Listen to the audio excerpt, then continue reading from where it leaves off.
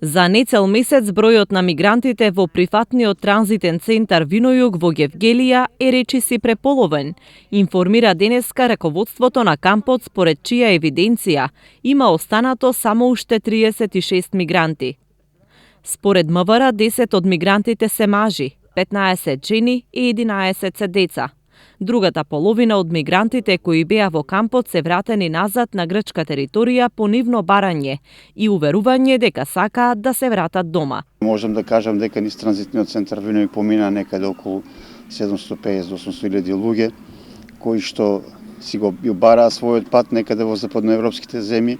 Меѓутоа ние останувавме овде и се грижевме за она што е тука. Значи во моментов, како што може и сами да видите, условите се далеку подобри во однос на оној поглед како што беа во изминатиот период на почетокот на самата криза. Такви беа условите тогаш, сега ситуацијата е малку посмирена.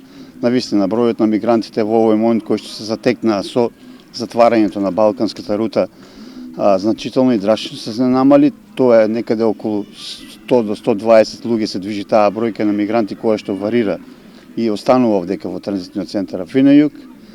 Наша обврска е за тие луѓе додека се овдека во транзитниот центар да се грижиме за нивното здравје, се грижиме за нивната исхрана, се грижиме на некој начин за нивното образование на МВР потврди дека ситуацијата на јужната граница е стабилна и мирна и дека на котата 59, откаде што бегалците доаѓаа на наша територија, моментално нема мигранти, поради што е празен и надворешниот шатор на Хабитат.